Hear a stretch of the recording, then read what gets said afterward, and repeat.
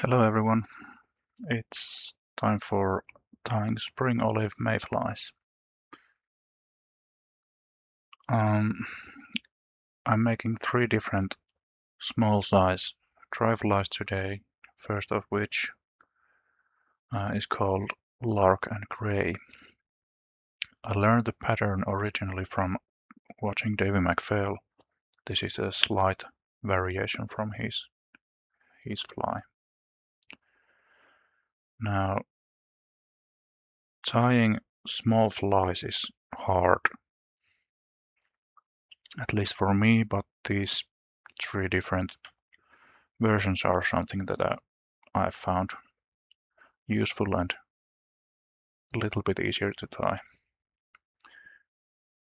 So I have a fulling mill all-purpose hook size 18 and 14.0 veevus gold yellow thread. All of these flies have olive cock hackle for tail, so measure it and attach it in place. The tail about the body length or a bit shorter looks fine with these flies. Proportions can be hard when tying small size flies, even up to size 20 or 22. And I have seen many small flies that are basically successful, but sometimes it's easy to get the proportions wrong when tying really small flies, so be really careful.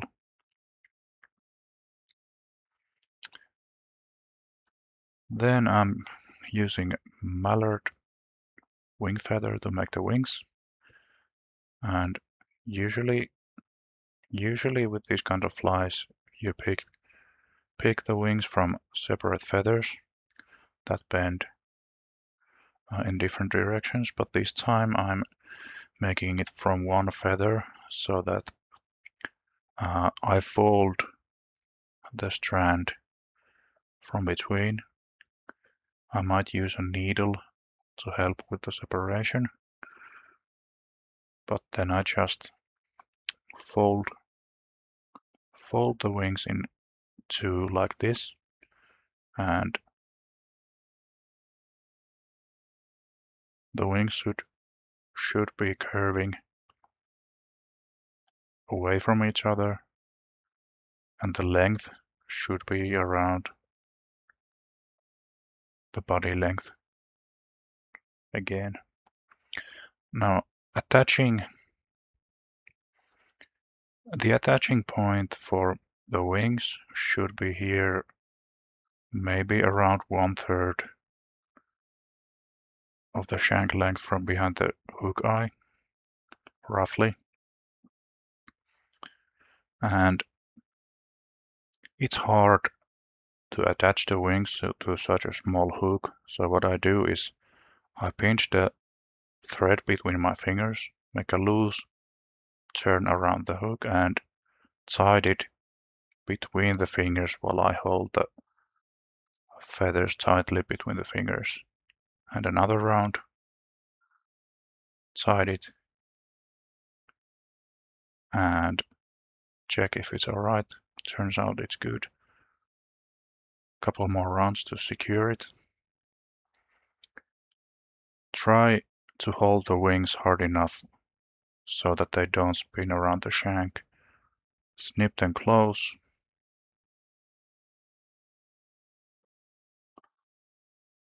Turn the wing upright and cover the ends with your tying thread. Now we lift the wing up and put a couple rounds of thread in front so that the wing will sit upright like this. If they happen to glue together, separate them with the needle. Try not to break the wings. And Then we make a little bit of figure 8 between the wings to force them away from each other, and if you need to bring them up again, just put a little bit more thread in front of the wing.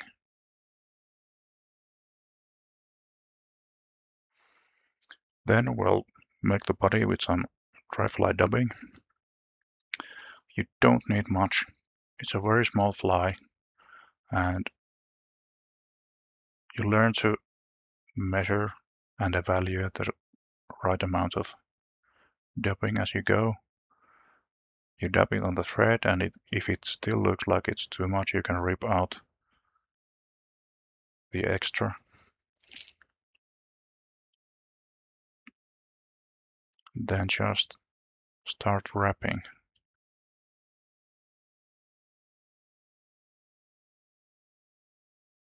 And if you need, you can tie it, roll it a little bit tighter on the thread on the way. And just like that, we have a body for the fly. Finally, we have to make a front hackle. I do have some good quality whiting dry fly hackle, but I have found that especially for these small flies, hen neck actually looks a little bit better to them. The challenge here is that the small enough feathers from the hen neck are very short, but I like the looks from the hen neck. So pick one and evaluate the fiber length if it's suitable. It can be too small, it can be too long. Try it on the shank before you go, and like that. Seems like it's good. Strip the stem, wax your thread, and attach the hackle behind the wing. The wax helps you keep the hackle in place so that it won't come off when you start wrapping it. It's a very careful and delicate work here, so you have to be careful. With a few wraps, the hackle is in place, and bring the thread behind the hook eye. The hackle is so short that it's virtually impossible to wrap it just with your fingers, so I highly recommend getting your hackle pliers and start wrapping with the pliers. Keep in mind the length of the feather.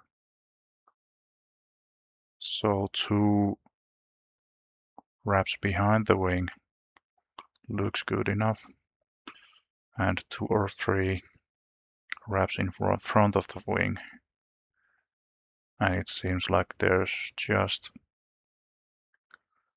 enough space for a 3rd wrap in front.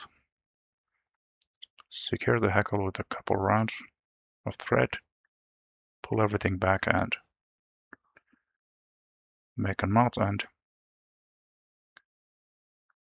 snip out finally the rest of the front hackle.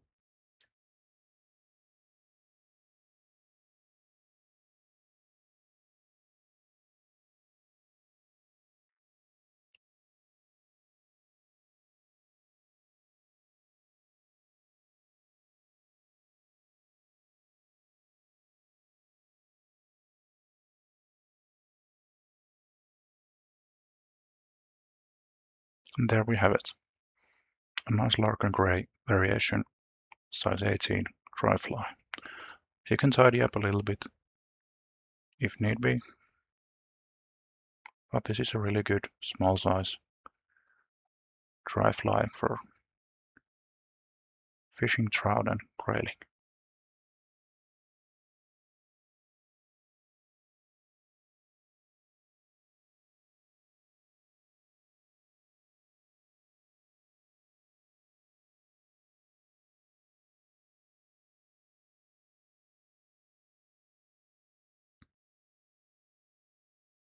Then our second fly. This time I'm using size 16 ultimate dry following mellow hook. It's one number larger than the previous fly, but this fly has a little bit shorter shank, so it's actually quite close to the size 18 fly that I used previously.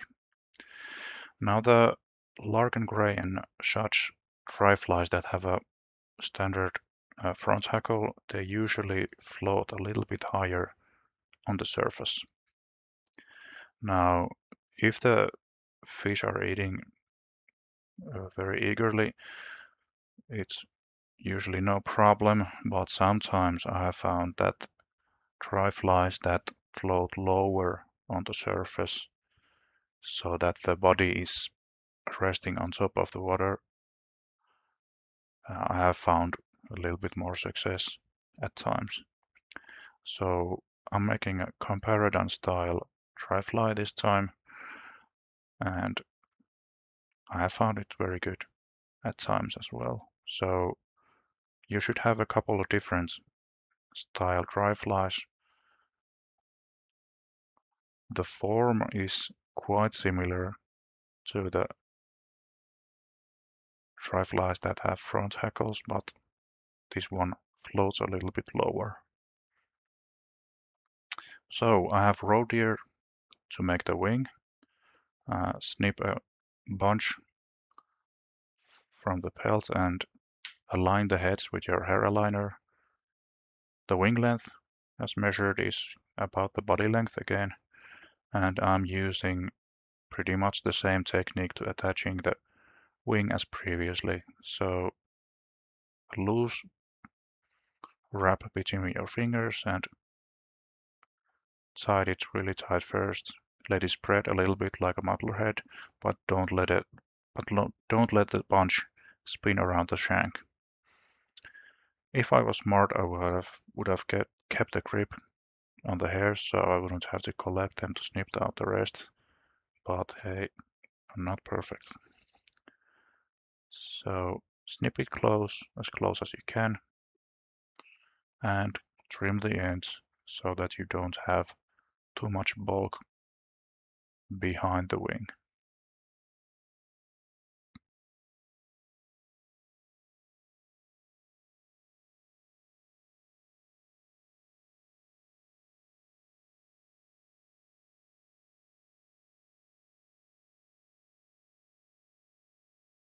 Like so. Cover the ends with your tying thread, and next I'll make a body for the fly. This time I'm not using dubbing, though I could use. It would float a bit better, but this time I'm making it using a peacock quill. Here I have stripped hairs from the quill by using a pencil eraser and just attach it behind the tail and just start wrapping it around the shank. This is a natural colored peacock, but I have previously used some that were dyed yellow. They had a really good look in my eye too, so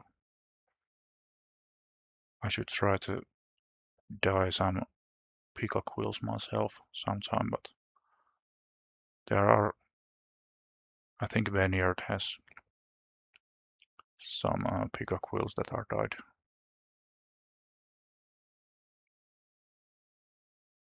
So here's our body.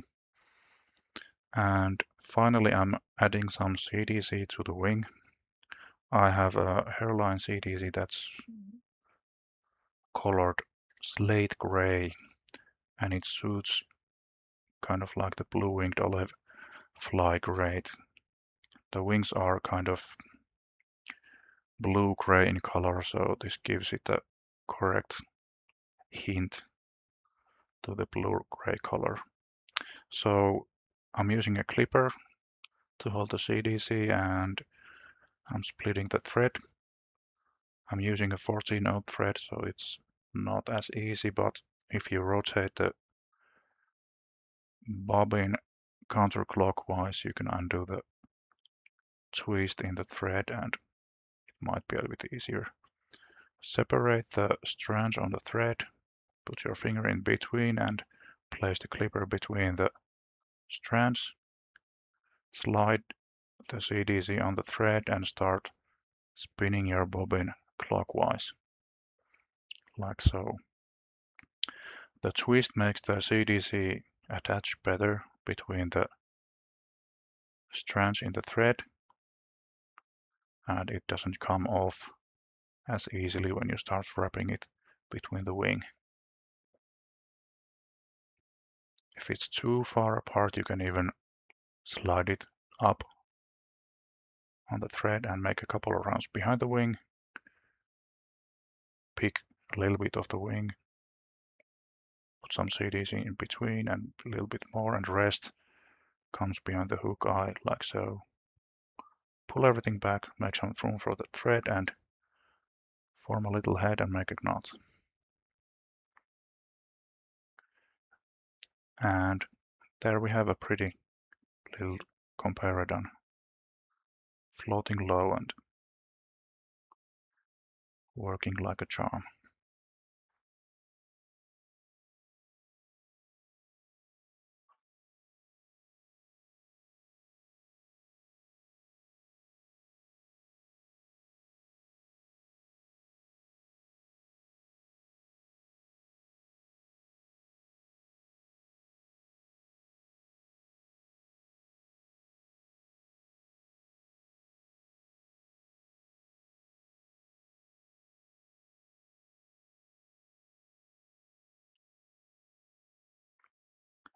Finally, a quick little way of making a spinner in a small size. So again, I'm using size 18 all-purpose fulling mill hook, like in the first fly.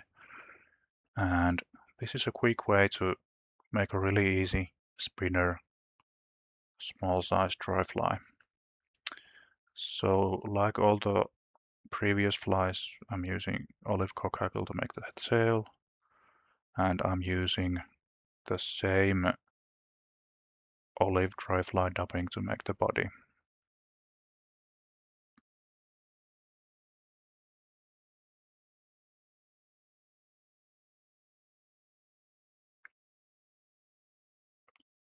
But for wings, this time I'm using polypropylene yarn. This brand is made by Hairline. It's called Parapost Wing, color dark gray. So just pick a strand, attach it on the shank to the correct point. Again, make some figure eight to attach it from all sides. No matter the length, you can snip the wings to correct length after you have attached it to the body. And there,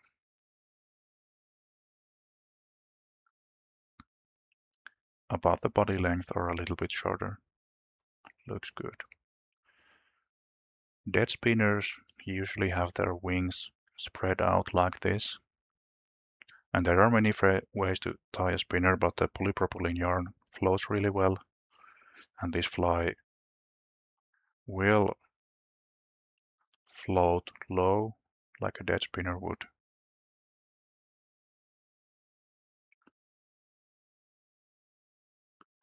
And this kind of spinner is quite easy to tie, even in a small size hook, like 18. And then I'm using the same old trick to put the slate gray CDZ on the thread, spinning it, pulling it up a little bit, and making zigzag around the wing point and just finally making a knot behind the hook eye. If you need, you can brush the CDC a little bit sideways so it looks like it's there among the wing, so to speak, and it kind of gets the blue-winged olive color with the CDC again. Alright, let me know what you think of the flies, try them out, leave a comment and follow. Thanks for watching.